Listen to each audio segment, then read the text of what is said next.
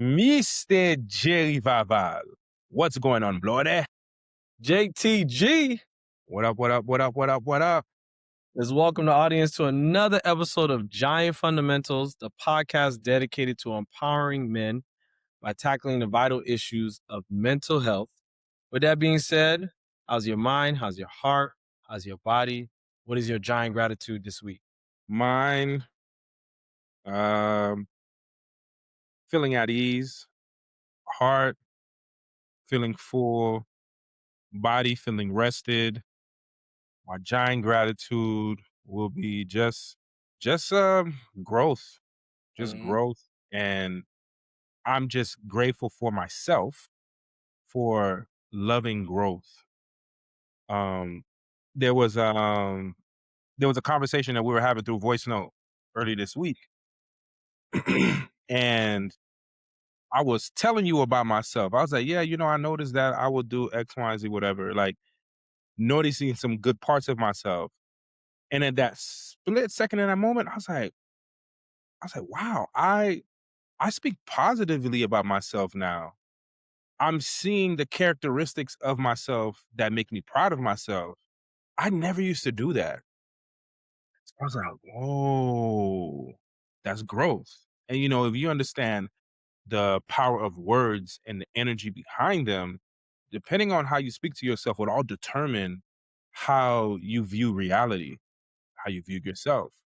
So I was really proud of that moment, just recognizing that I've been speaking about myself in a positive way and pointing out the great characteristics that I have. I've been doing that a lot lately. I mean, when I say lately, maybe like the last 3, 4 years, but it just not hit me. So I'm grateful for that, man. Really grateful, grateful. Man, that's amazing. And it was refreshing hearing you speak about yourself in such a positive light. Like it was a proud moment. Like, yeah, go ahead, nigga, you talk your shit. you was, like, yeah, I am the man. I am significant. Shouts out to the last episode. you know, um, and that's something that I love not only about you but about myself. And it was a lot. It was a interesting week to say the least. And I went to a men's mental health event called the Sir Chat.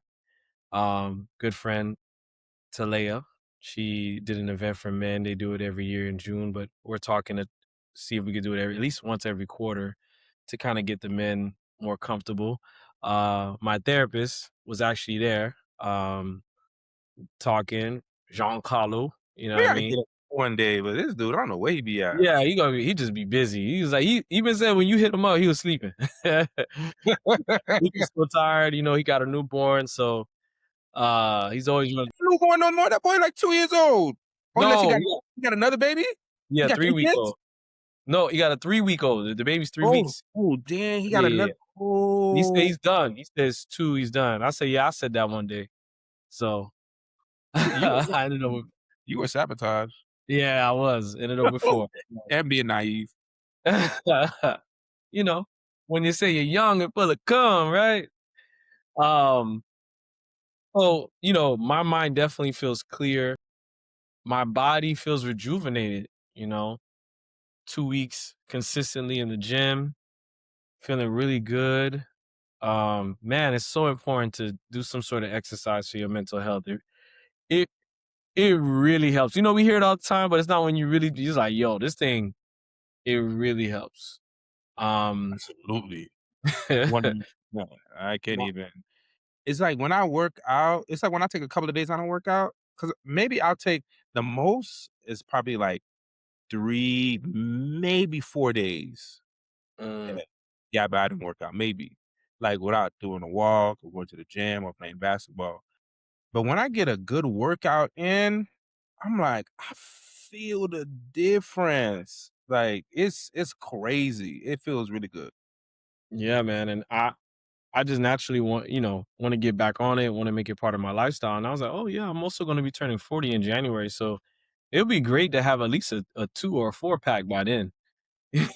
So I was like, yeah, a little something, something for 40, you know what I'm saying? So I was like, all right, I ain't never cool. heard. 2-pack. I don't even know how that looks. The first two, the top, then the butt, just the, you know what I'm saying? Just the formation.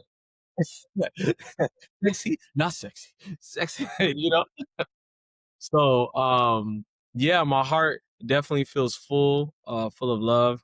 And something that my giant gratitude this week was just a running theme from last week. It was just thinking about how small I used to feel in the world and how we were speaking on significance last week and how that has made me very conscious and how I speak to my children. I want to always speak life into them and make them feel confident and be bold. And today is actually my third daughter, Taylor's birthday. She's 14. My God. You know what's so Yes. crazy? I What? was texting all your kids this morning because I was going through some pictures and I saw some pictures of them and I was texting them the pictures and I was having separate conversations with them. And I didn't even, dang, today's the night. That's right. How come it didn't come Yeah. up on my phone? Dang, Juneteenth. that's She's crazy. she's a freedom baby. Oh, like Juneteenth? Yeah. Juneteenth, yes. And I was telling her a couple nights ago, because she's a straight A student. I said, I'm proud of her. She's gonna be starting high school. And I said, she was like, yeah, I'm gonna try to get straight A's my first year. I said, hey, even if you got straight F's, just know I'm proud of you. And she was like, Mm. oh, thank you, but oh no. Oh no. So I was like, yeah, cause I'll tell her, even though you number three, you not the three, you not the two, you number one. And she was like, clock it, clock it. So I love me my little Taylor, man. That's crazy. Cause I was literally just messaging them. And there was a picture, Jeremiah didn't exist yet. So he was a baby. She was just a baby. And I was just telling her how she used to be so afraid of me, or she used to look at me suspiciously. Yeah, she just couldn't. Every time I tell her that story, she can't believe it. I say, Man, "Yeah, I was going up with you."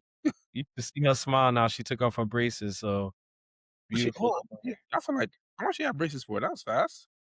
Well, it's because I got so many kids, but she had it for a while. Oh, okay. She had it for like 3, 4 years. Well, I should look like it was just like 1 or 2 years. Okay. Yeah, yeah, yeah. She had it for a little bit. So, but yeah, that's my gratitude. Just remembering how small I felt in the world when I was a kid and making sure that my kids, I want them to feel like they're important and how big they are, um, to me and to everyone else.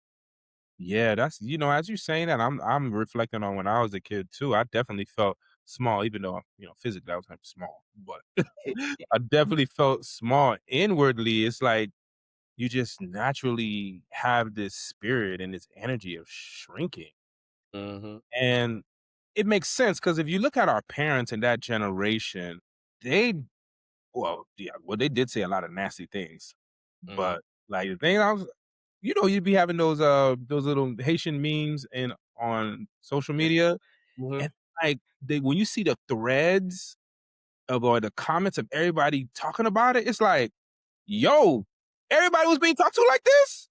Right. That I thought it was just me or just Mhm. like my friend group. I didn't know everybody.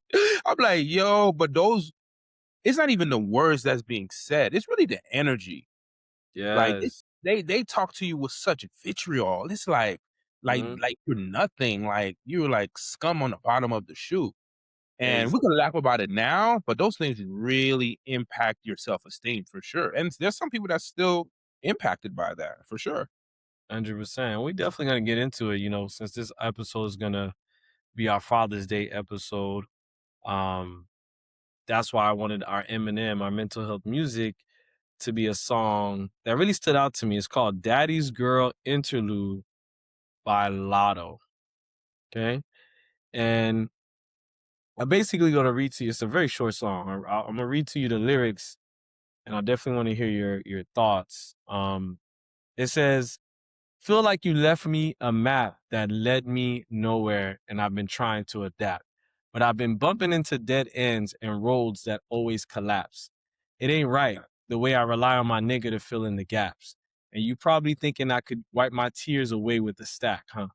A lot of regrets when I see my reflection, a lot of broken promises, and a lot of unanswered questions. I've been bottling up the pain and it turned into aggression. Even UPS can't get the message if you don't address it.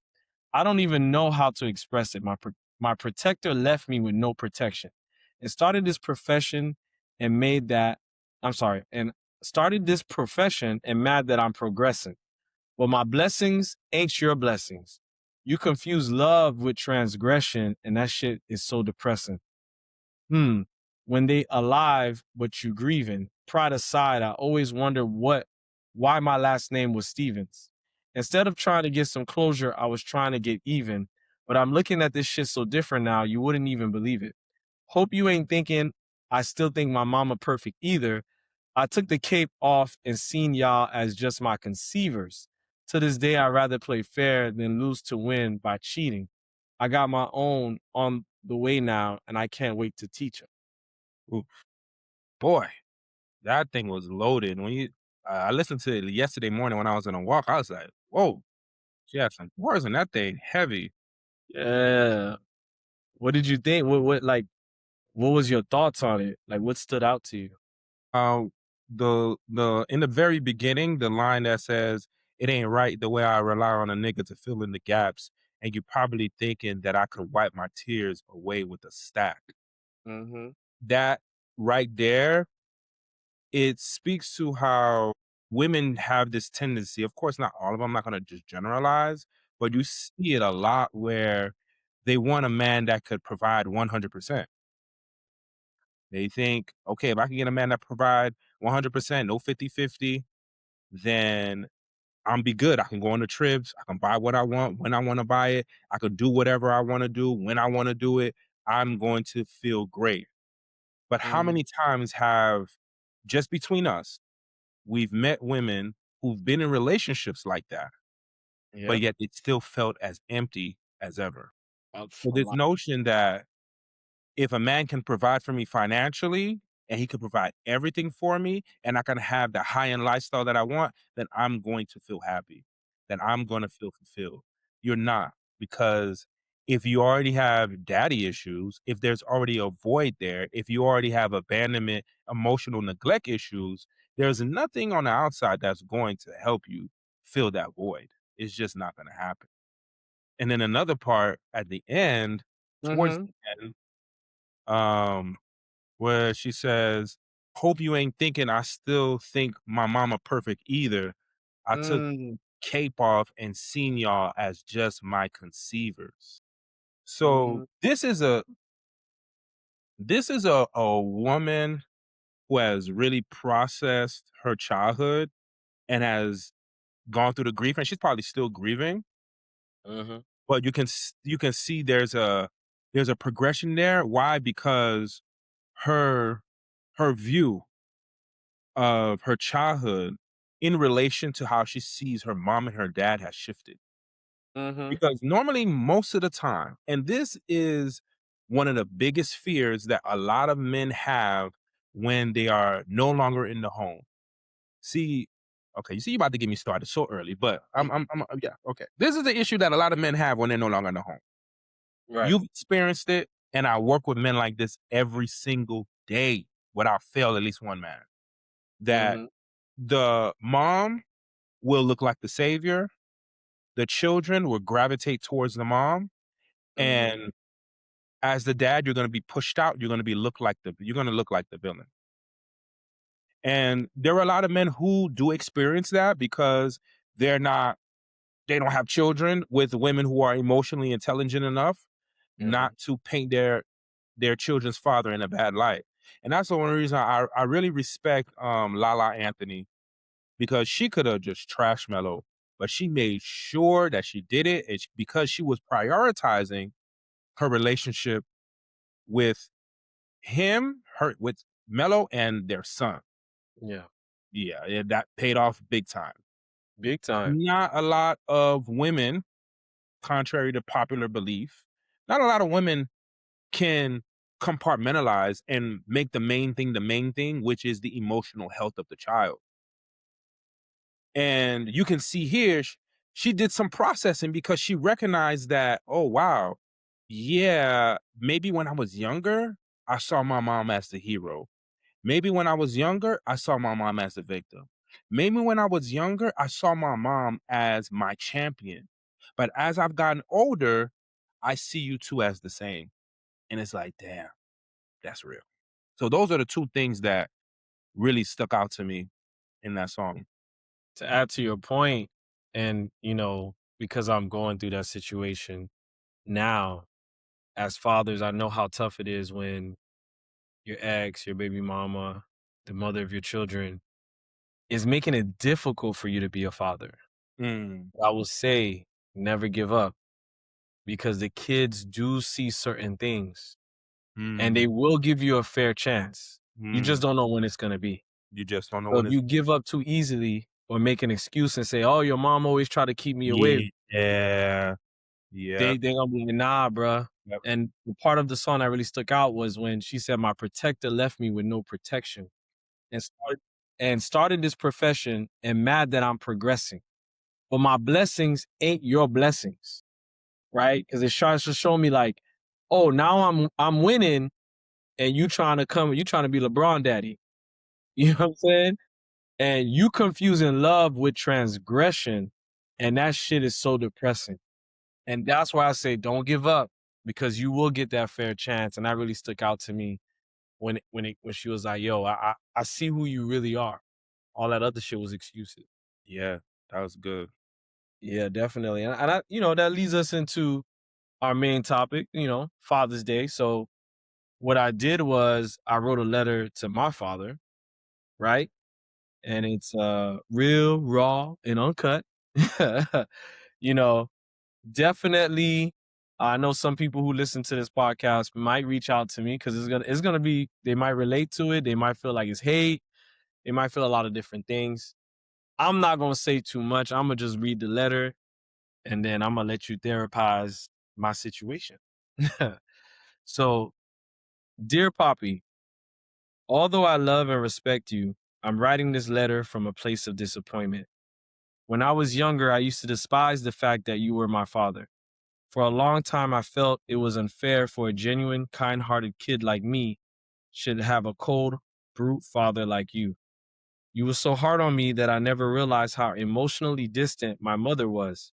Your hardness made her emotional flaws look so much more loving and kind.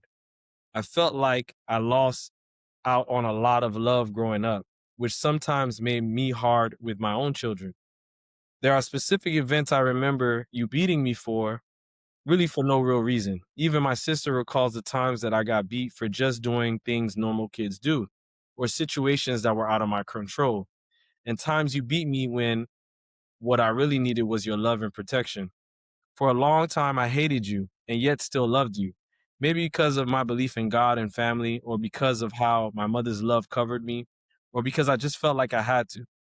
Looking back at these moments, it felt as if you did not want me, but you tolerated me. I felt like a prisoner in your home. I always felt your frustration when you came home. The compounding effect of these moments made me not respect you. I felt lost for a very long time. I felt like I lost a piece of my identity when you shut me down on my business proposal in my late 20s. I spent half of my childhood trying to prove to you I was a good son. I still have empathy and grace for you and the way you treated me. I understand you had a hard life, but a part of me does not want to make excuses for your life experiences. I admire your intelligence, your business acumen, and I love your passion for sports. But why is it you cannot be smart emotionally? Love, Jerry. That was you when you said raw and uncut, you weren't lying. Man. You see, this is the type of letter I be wanting my clients to write. This is the type of letter I be wanting to write. So, but you cheating though because you I think you did this before and you had time.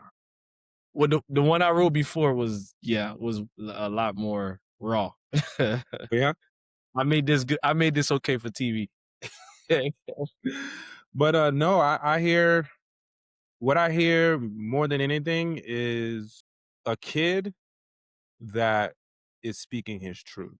Mm, And the thing that really stuck out to me on how it's kind of what Lalo did in that song, where over time you recognize that your mom wasn't necessarily the savior. She was just better than your father. mhm. So that yeah, that those are the things that I recognize, and I'm like, "Man, that was really good. That was great." Yeah, that's you could tell you've done work, you've processed this, and I've seen you when you're around your dad, like, now, like, what was it, February with your mom's, birthday Yeah, dinner? don't worry. Yeah, and I could just to help you out here because, people are retarded. I probably shouldn't say that, but, it's okay, I'm being genre right now. So, people are gonna be like, "Oh, how could you say that about your dad?" Whatever, but I've personally seen you around your dad so many times. There's no malice, there's no hate, there's no, like it's like you would never think anything like what you just mentioned ever happened. Right. Alright, so this comes from, that's a good letter. That's a great letter, great process letter. And Um, understanding too that I will probably never even get to tell him all these things, that's very true. you know? True. So just keeping it real Yeah, you're and not ready for that. you're not ready for that. Like, that's the acceptance of it, right? I accept the Exactly. fact that he's my father. Yeah. I accept that I went through these things. I pulled the lessons that I got of it. I am still grateful for my parents. I could not choose them, and I'm still grateful for the situation they put me in and with how they raised me.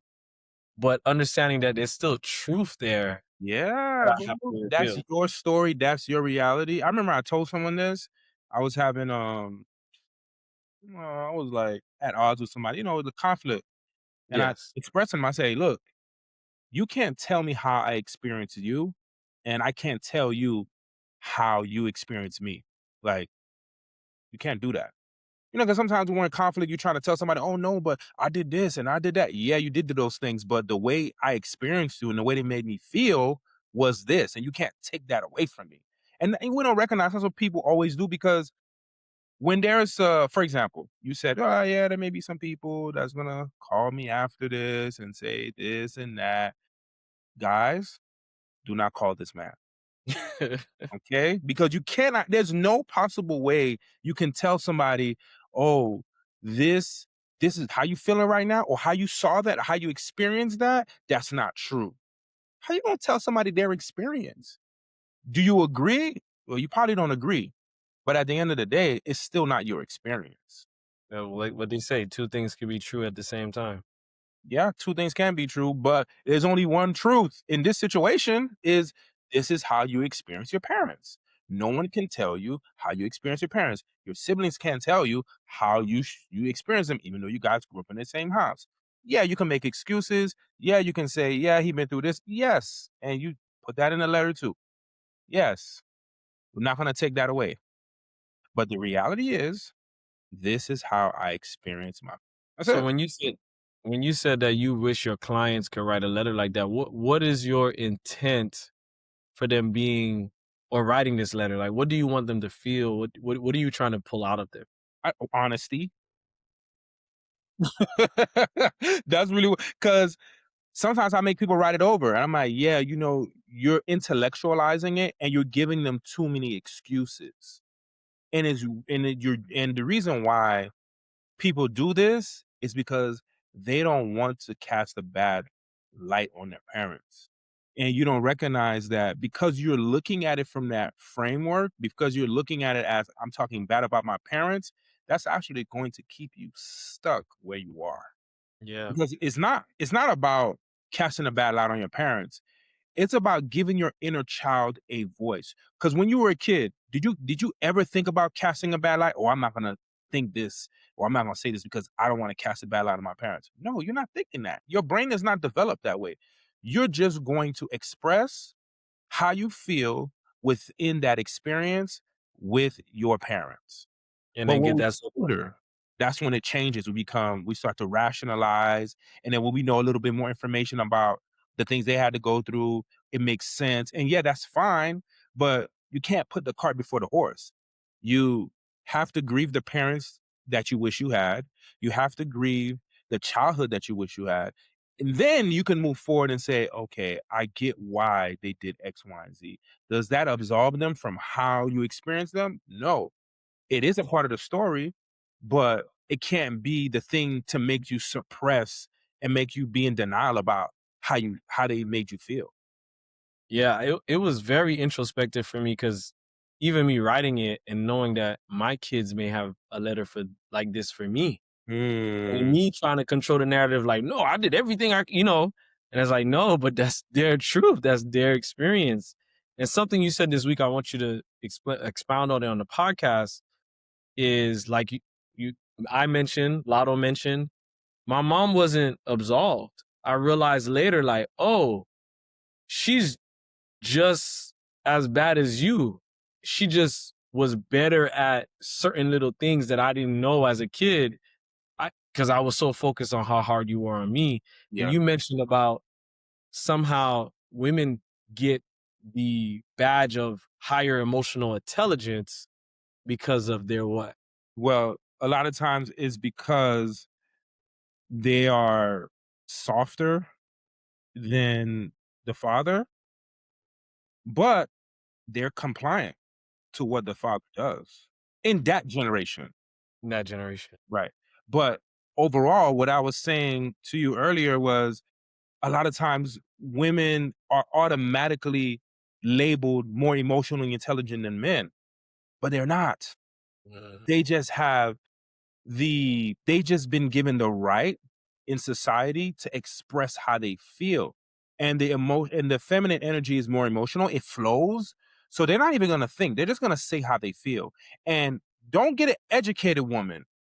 That makes it even worse because now they're using words and they have vernacular and they have all these things like you would think they're a dictionary to express their dysfunction, to be honest mhm, with you.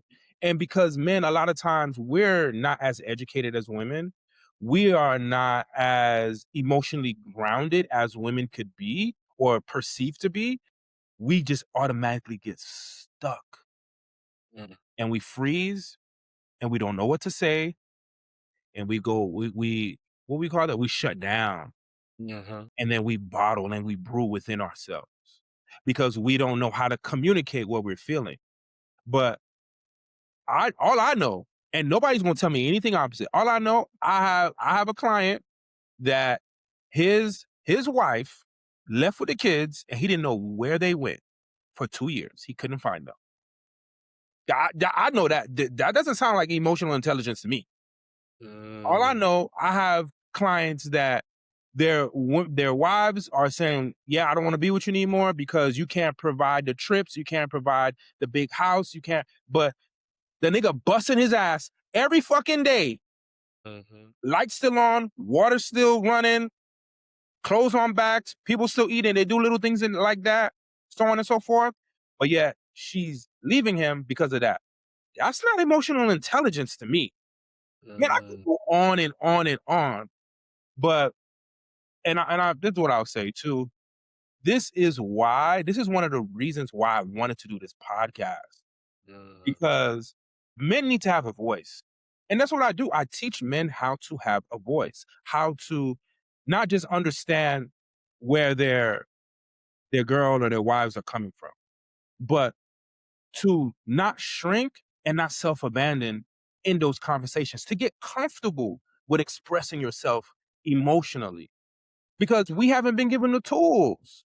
mhm, Or because we haven't been given the tools, it seems like we don't care. No, we just don't know how to navigate that space. We just mhm, don't know. mhm. So it takes a lot of unlearning to be able to know how to be in a situation with a woman and she comes at you a certain way, she tells you something, and you're able to communicate exactly what you're feeling, what you're thinking, and what you see.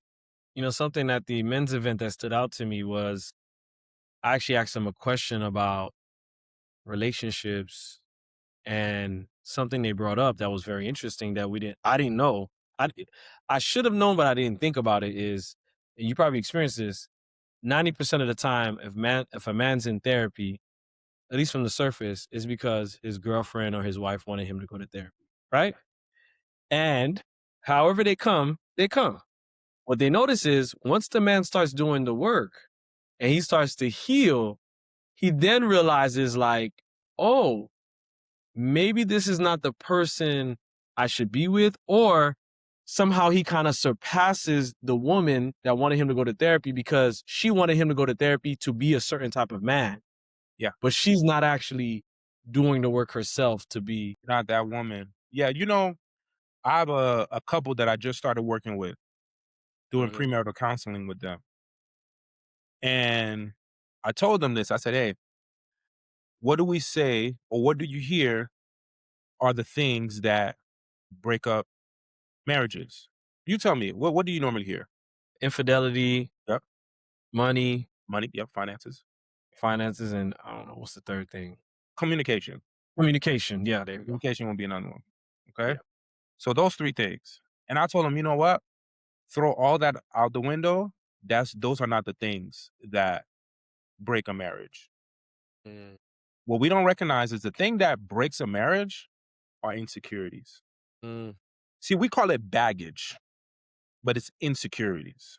So what I expressed to them, I said, what I'm going to help you guys do as you step into this marriage is understand that you need to keep the main thing, and that's both of you working on your individual growth and your individual healing. Because if you don't, those insecurities will choke your marriage out along the line.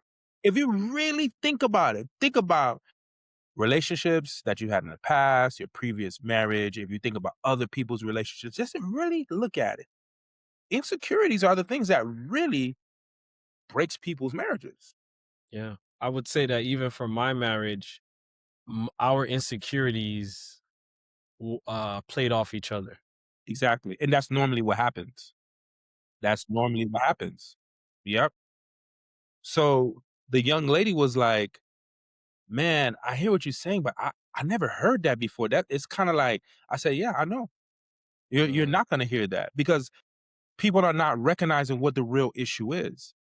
So this is why a man can start going to therapy and then he starts to heal and then he starts to recognize certain things and then he starts to realize like, whoa, my inner child wound developed this insecurity that made me want to feel significant, that made me want to feel important, that made me want to feel seen.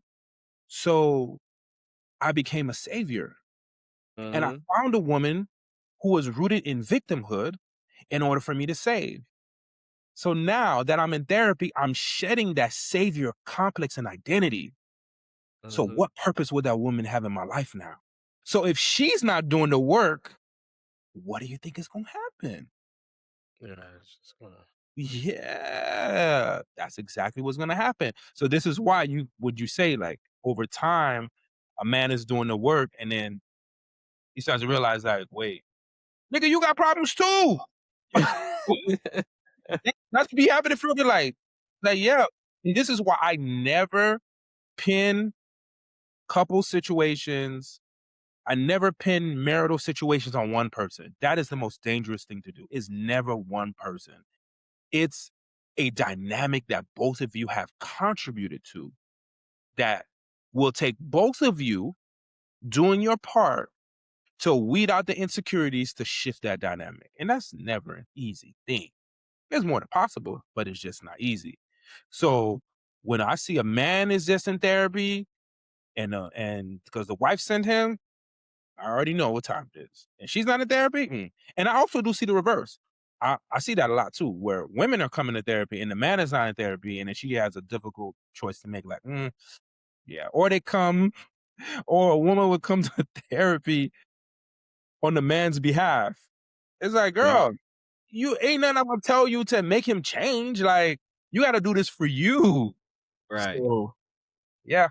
Man, it's a testament to your gift on how you know so much about men, emotions, and why you wanted to create this podcast because people look at your story and you never met your father. And, I challenged you. Well, I didn't necessarily challenge you. Iron sharpens iron. I told you I wrote a letter and you was like, yo, I'm thinking about writing a letter Yeah, too. yeah. I was like, oh, you write a letter? I gotta write a letter too. Cause I've never did it before. I read it to my mother several times, my grandmother, but yeah. But Imma So read 'em. did did you have one prepared for Yeah, yeah, today? I got it. Ooh. Yeah, okay. I got it here. So, I start off by saying, "As I start to write this, tears begin to well up in my eyes, and I realize for the first time that I don't even know your name. I don't even know how to address you. Growing up, I spent more time resenting my mother than actually resenting you. I'm still trying to figure out why that is. I remember one day watching my neighbors give their dad a Father's Day gift. As a 9-year-old boy, I could feel how happy they were as a family. That hurt me, but in the same breath, it gave me the motivation to one day be a father and be present for my kids. However, that motivation didn't replace the hurt, the feelings of abandonment, rejection, and worthlessness I felt. I had extremely low self esteem as a kid, and I did everything I could to cover it up. I often wonder, where would my confidence be as a child if you were present? I don't know much about you. Seems like my mom was just another woman to you because contact was lost quickly. I've heard mixed stories from my godparents and from your other kids about you. So I don't know what to believe. I remember when I saw a picture of you for the first time. I was 32 years old. It was the weirdest thing. When I would show people the pic of you, they would say, "You look just like your father." That used to make me upset because I don't want to look like you.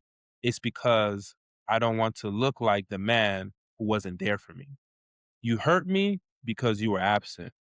More than being absent, you were and are a ghost to me because it's as if you never existed. There are so many ways my development was impacted in a negative way due to your absence. That hurts because I have to mourn the childhood I would have had if you were present. However, with all of that, I do forgive you.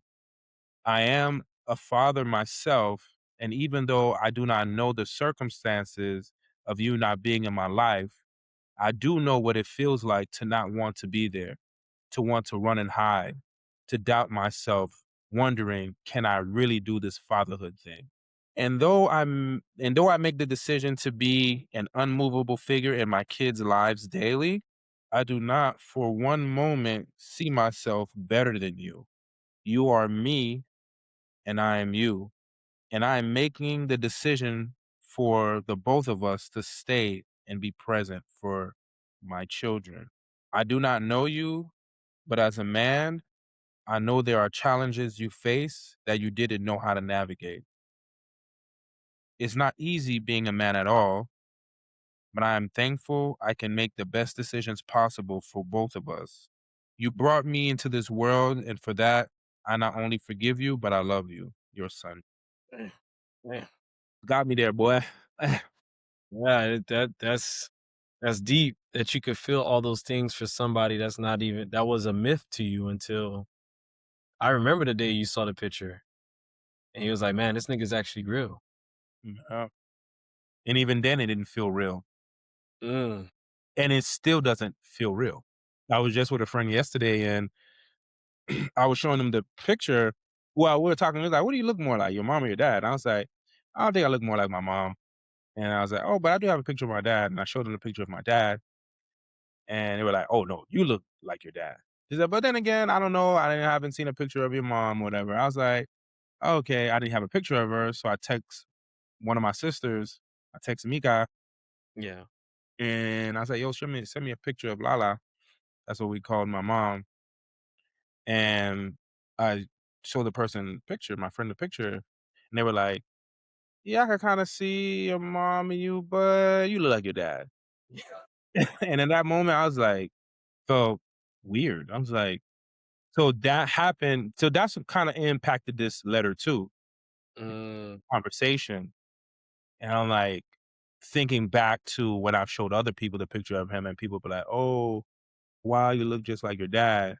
Or when I met my siblings on my dad's side, when they saw me, they were like, "Wow, you look just like our dad." That thing used to make me so angry. It used to make me so upset. why is that? Why was that anger coming from? I mean, I don't know. I mean, I think I said in the letter, I don't know you.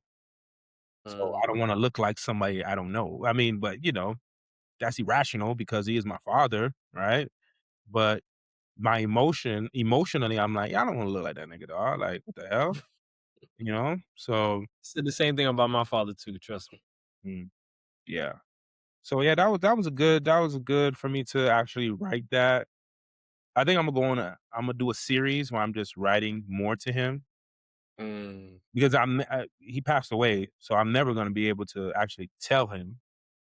But I do think it's very therapeutic to get it out there as if you're having a conversation because there's something is a therapeutic intervention called empty chair mm, where you would put an empty chair in front of you and you would picture whoever you're having problems with, it was mom or dad, whoever. You'll picture them sitting there and you're telling them everything that you feel. mhm. So the journaling is very similar. There's just journaling, you can just go back and read it and stuff. So I Yeah. do think there's some power in that. Psychologically, emotionally, spiritually, there is definitely some healing in being able to just get it all out. Because for me, this is the very first time that I'm ever like really addressing my father. I never addressed him before. Mm, So I know there's a whole lot more to come out that needs to come out. absolutely. That's amazing, and also to the men out there, another therapeutic exercise for yourself is to imagine your best friend inviting you to a funeral service, and he asks you to sit down in the front row as he gives the eulogy, he or she, and the eulogy is about you, and write down what you think that eulogy would be or what you would want it to say. And that's a good exercise for you as a man. But before we close, give us some positive thoughts. Give us some feedback, for Father's Day. Give us something to really look forward to next year. Man, like I said earlier, this podcast was was created in order to give men a voice and to understand how they're feeling and what they're thinking, but it's also created to shift the narrative on fathers in general. Because I feel like we're stuck 50 years ago on what fathers represent today. Because back in the day, let's say 50 years ago, our parents' time, fathers were just given the responsibility to provide.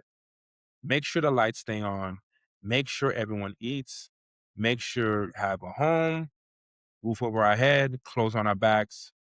That's all they were required to do. But now, as we're fathers, we are required to do a whole lot more. We are not only required to provide, but we're also required to be present.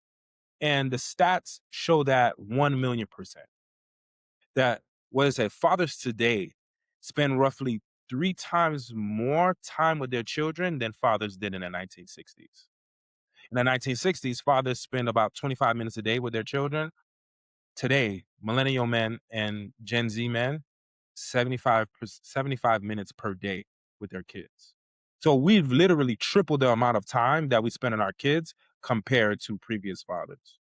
So the modern father, the millennial father, the Gen Z father is not just coming home to their family, but he's now an active participant in the family. So our role as providers have expanded. We're not just paying bills and working and protecting, but we're also being emotionally available. We're present. We're engaged in day-to-day parenting. Like we are actively a part of raising our children. So all this stuff that you see online, all this stuff that you see in media, and it's not all media because you do see some some shows, some movies highlighting what millennial fathers, what Gen Z fathers look like now. We're seeing it, but it's still kind of stuck in the societal air that men are not like there. So I just want to push back on this narrative that a lot of women like to bring to the forefront. It's like, do they say, well, you can't just expect me to just cook and clean because I'm working outside of the home now. Back then, women didn't work outside of the home.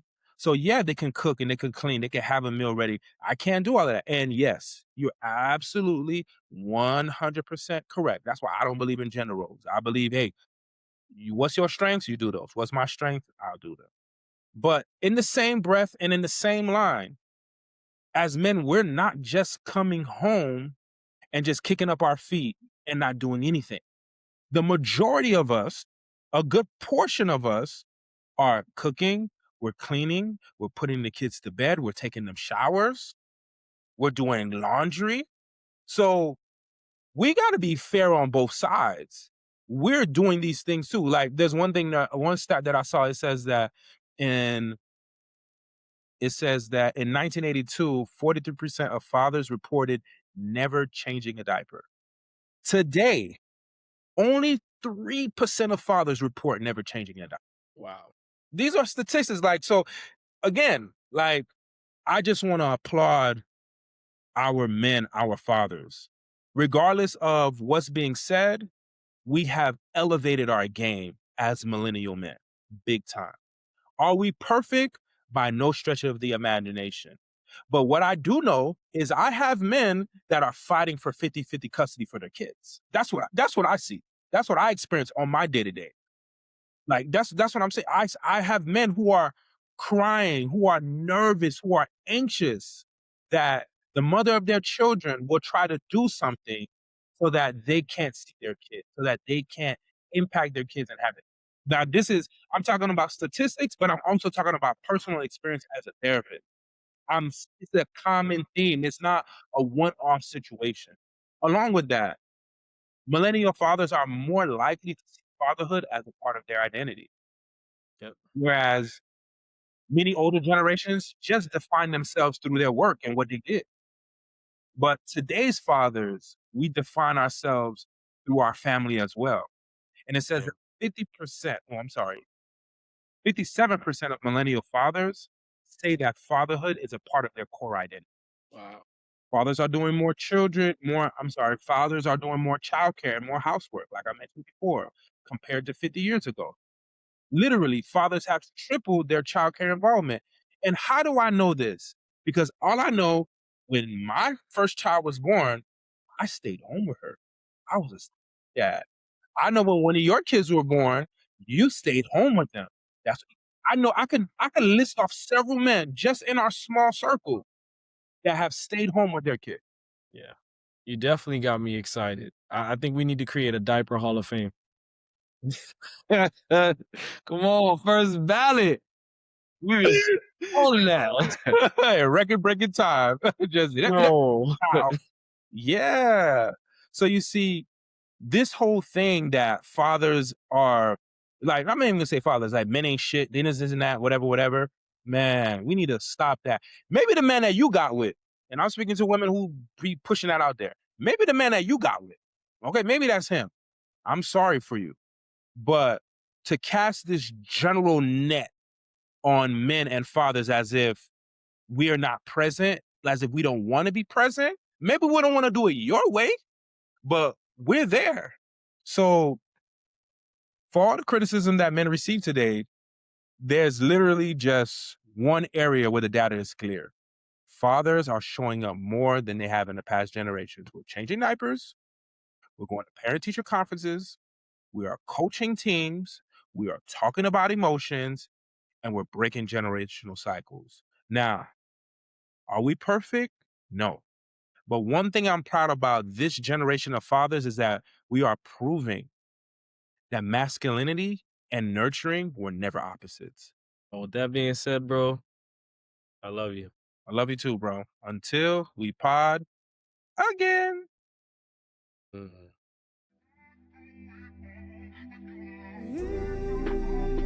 It's my time to heal.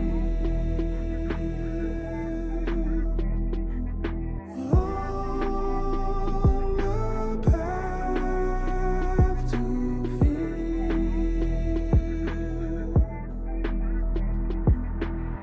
Growing up with emotional instability sets the stage for emotional immaturity.